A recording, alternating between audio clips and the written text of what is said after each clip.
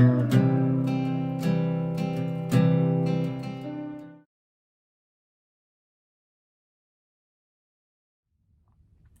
little over a month ago, a family friend came to me for some help. She had some sort of assignment due and she had to answer a question. She had to write a response for it. The question was, what do kids of today need the most help with? It's a pretty loaded question. She came to me because she realized that, similar to her, all of her friends that she associated with were all between the ages of 35 and 50, and they were mostly all parents. So their perspective was a little bit different than maybe mine or anybody else's my age would be.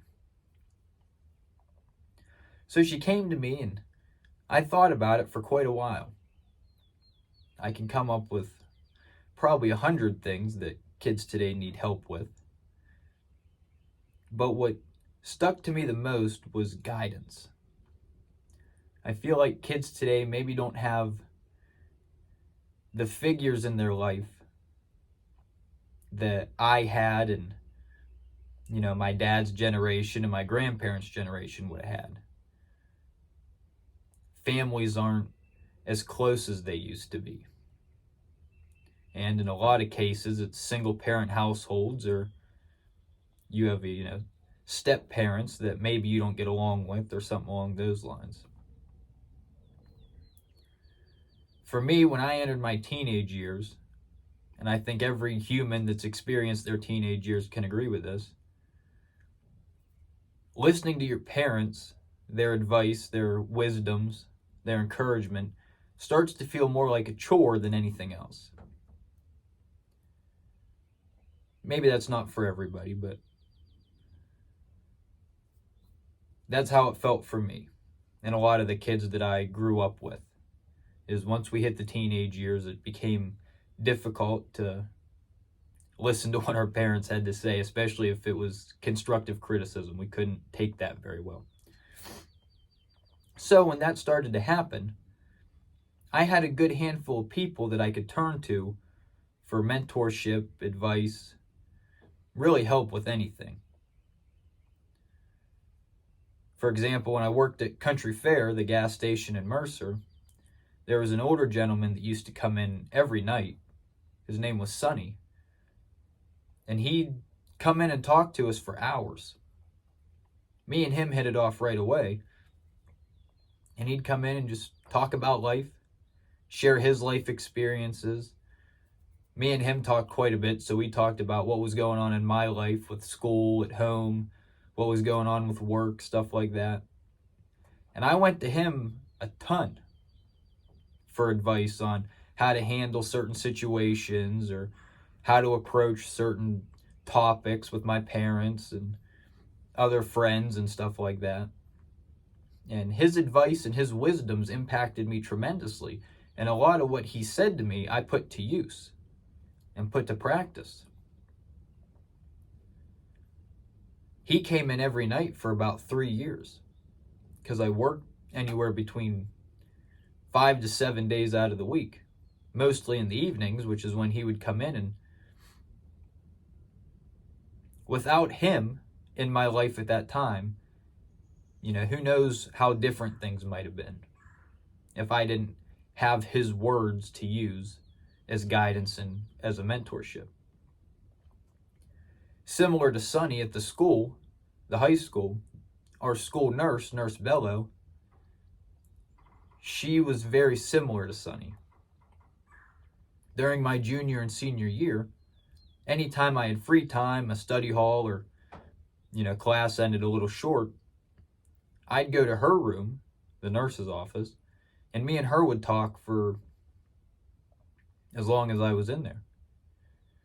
It got to the point my senior year where I was in there anywhere from, almost 4 to 5 hours a day, where we talk about anything and everything. And I helped her quite a bit too, as a nurse's assistant or something. It was an elective, I think I got some sort of credit for it. But we talk everything. We talk politics, because the 2016 election was going on.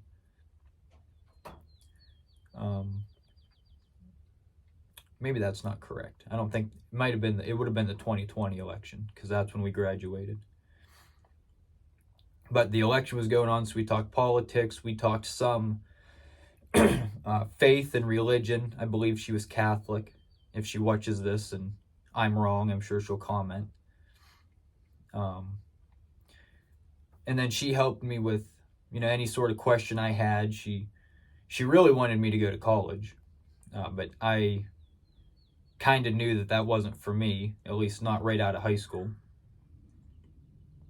But her words impacted me tremendously, and the guidance that she gave me, if I didn't have her in my life and didn't have the words to use to practice on, who knows how different things would have been.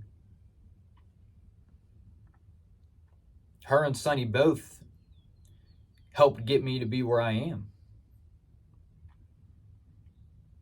And another one is my Uncle Mike on my stepdad's side. Very similar to Sonny and Nurse Bello. I went to him for a lot, for, relationship advice with family and friends and, any sort of other guidance. He's real good with money, so I kind of used him almost as a financial advisor. But what was different between mine and Sonny's relationship, mine and Nurse Bello's relationship, and my relationship with him, obviously he's my uncle, but besides that is me and him would travel. We'd go on adventures. He had season tickets to the Cleveland Browns, so me and him would go catch a couple Browns games throughout the year. And that gave us, plenty of time to just talk about anything and everything. And we'd go see a bunch of cool stuff. We went to a couple Pirate games. Me and him went to Niagara Falls, I think 2 years ago. And just talking. Without him in my life, who knows, how much different things would be. I wouldn't have seen as much as I've seen. I wouldn't have done as much as I've done. So those three figures in my life were very important for me, and they impacted everything with my life. And then obviously as the teenage years ended, it became much easier to listen to the words and advice from my parents and grandparents and all that. So it became, now I have an entire circle of people that I can go to whenever for any sort of advice, any sort of help, just to talk to. I mean, I have an insane amount of outlets that I can explore in terms of people. And I feel like a lot of kids nowadays don't have that, which is why you see kids falling down the wrong path or a little bit backwards, because they're finding role models and mentors that aren't necessarily doing good for them. Which also I can say at Country Fair, I love the people I worked with, but some of them, the advice that they gave compared to the advice of the ones I just mentioned were very different and had a much different feel to it. Whereas some of these guys were, substance abusers and maybe a little less mature. If you follow along with that, obviously it leads you to a darker place. And nobody wants that. But we see a lot of kids falling into that nowadays. So I think where kids lack the most is guidance. And you see a lot of kids on their phones, on their Xboxes, at family gatherings. They usually are completely tuned out, have no idea what's going on. For my entire life at family gatherings, my favorite part was listening to the adults talk. I'd just hang out at whatever table they were at and just listen to their conversations, listen to their experiences. And from my experience that I've seen, a lot of kids nowadays couldn't care less. All they care about is getting back to hanging out with their friends that are the same age, that are just as clueless as they are, which is good, healthy, obviously. Kids hanging out is fun. but they're not getting that life experience that's being shared by the others. And I think that's really where kids are lacking. And I see it a lot in the workforce too. Younger kids my age or a little younger are coming into work, and this isn't just where I work, this is everywhere that I've seen. My sister experiences it, my dad, everybody I know has dealt with this, where kids come in and they work for a couple weeks just to get a few paychecks, and then they quit. With training, where I work, I help train quite a bit. When the younger ones come in, I try talking to them, just getting a feel for what's going on in their life, and I obviously don't pry and try to get information that I don't need, but I try to help them if there is anything that they might need help with. There's a kid that I met within the last couple months. He came to work and he had one of those Chime apps, I think, where instead of having an actual bank account, your paycheck just gets deposited into some app. And he was telling me about it, and his check wasn't going through. It had been like a week, so he didn't have any money. And I asked him why he didn't just have a regular bank account. He said he did, but he had so many subscriptions coming out of it that he didn't want to put more money in for the subscriptions to take from it. Well, with bank accounts and subscriptions, they pull the money whether it's there or not. So I told him, I said, if you have no money and they take the money, it's going to overdraft your account. And then on top of having to pay back what the subscriptions were, you're going to have the overdraft fees, which are going to be probably triple the amount of the subscriptions.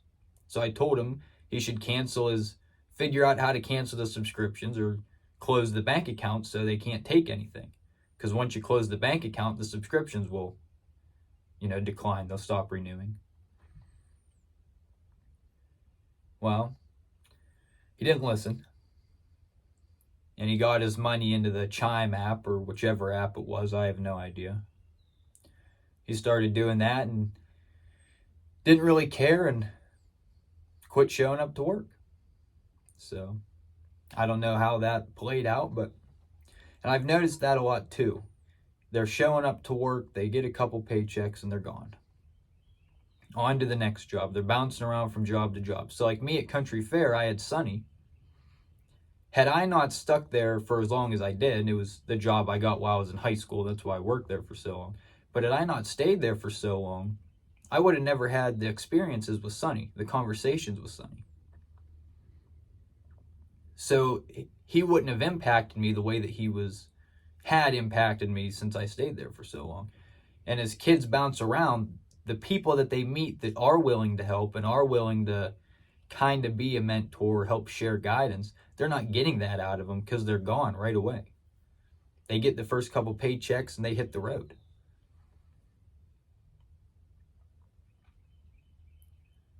So it's very tough. It's a very complex argument.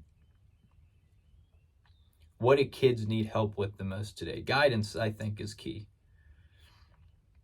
And without the prominent figure, there are other ways to go about it too. I've learned a lot from reading, which is pretty funny to me because all throughout high school, the only time I ever read is the books that we were forced to read in English class, and majority of that I didn't read. I talked to some of my other friends that had read it, and they gave me a brief rundown on what happened, and then we had a test on the chapter, and I think I got like a 70% or something like that, but C's get degrees, so I wasn't too worried about it.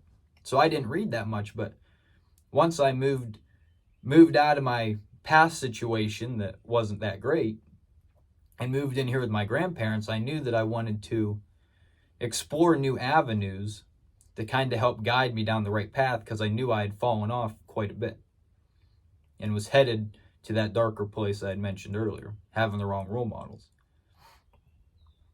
The first book that I read once I moved in with my grandparents, I got from the Pat McAfee show of all shows. Aaron Rodgers was on every Tuesday, the quarterback for the Packers at the time, and he did a book club where every week that he was on, he would come on and he'd share a new book for people to read. And he'd kind of explain why he thought people should read the book and the contents of it. And if people read it, they read it. But the first book that he recommended was this book right here, The Alchemist, by Paulo Coelho, I think is how you pronounce his last name. This is the 25th anniversary of it. But this book is incredible. The very back of it, it says, "To realize one's destiny is a person's only obligation." But he recommended that book, and the insight and wisdom in it has helped me and guided me just as well as Sonny, Nurse Bello, my Uncle Mike, and anybody else in my life that I've come across that's helped me with anything. That book, I think every person my age or younger should read it. I gifted it to my sister as her graduation gift. She has yet to read it. So if she's watching this, she better read it. But the insight in it's tremendous. What it talks about, and I can't even really explain it because it's just little things that you pick up on while reading. But it's about a young shepherd named Santiago who keeps having a dream. So he goes to, this is in part 1 of the book, he goes to a palm reader, a gypsy palm reader, and tries to see if she can figure out the dream. Well, she's not much used to him, so he just continues on his way as a shepherd with the sheep. And he comes across this man who explains the dream to him and kind of helps push him along to get started on his personal legend that he has discovered, because that's what his dream is. It's his personal legend that he's supposed to explore and pursue. And the book's just about his journey pursuing that and exploring it, and how he gets closer to it, and then he kind of strays away from it, and then he gets back on the right path to explore this journey, and then kind of falls back off the wagon again. But it's a tremendous book that everybody my age, I think, should read. And as you can see, it's not a very thick book, so it's not going to take you very long. I think the audiobook for it's like 4 hours, which is how I read. I listen to audiobooks. My attention span just isn't that great to actually sit down and read. So the audiobooks are easier because I can smoke a pipe while I listen to it or something like that. But I think, similar to what Aaron Rodgers did, I want to try to do my own book club. Similar, once a week or however often I make a video. Probably won't be every week. But I want to recommend, a book that I think every American, every human being that watches should read. And I have quite a few lined up. Over the last year and a half, 2 years, I've read, I think, 11 books, which really isn't that many. But the ones that I have read, I'm very proud to have read and to know the contents of what it's about. And it's really helped educate me, and, most of them have pushed me in better directions with, wisdom and insight, similar to how, Sonny, Nurse Bello, and Mike did. But I think that's about all I have. I have my corn cob today with Fuchsler's ration in it. I ordered that about a month ago. My dad and Scripto had never had it. My dad tried it. Next time I see Scripto, I will be giving him some for him to try. I brought out the London Burley, the 2024 release. I was going to show it off. I bought 2 tins. I opened the one tin. I didn't open the other tin. I brought out the tin that I didn't open. And I'm sure some of you watch Brian Dorn's videos where he just pops it off with his hand because he has freak strength. I can't do that. So, I'm not going to be able to smoke that unless I go back to the house and get the open tin, but I'm already out here, so I'm not going back. So I'm just going to smoke some Fuchsler's ration. I brought some Molto Dulce out with me and some Briar Fellowship Chalet, so we're going to be out here majority of the afternoon smoking away, looking off into the valley, trying to see if we can spot some turkey or any deer. Again, The Alchemist by Paulo Coelho. Maybe I'm pronouncing that wrong. I'm not sure. Check it out. It's a phenomenal book. Even if you're a little older, any age, it's a phenomenal book. I think every person should read it. But that's all. Like, comment, subscribe, share, do whatever you want to do. Don't watch it. Do whatever. We'll see you guys later. Bye.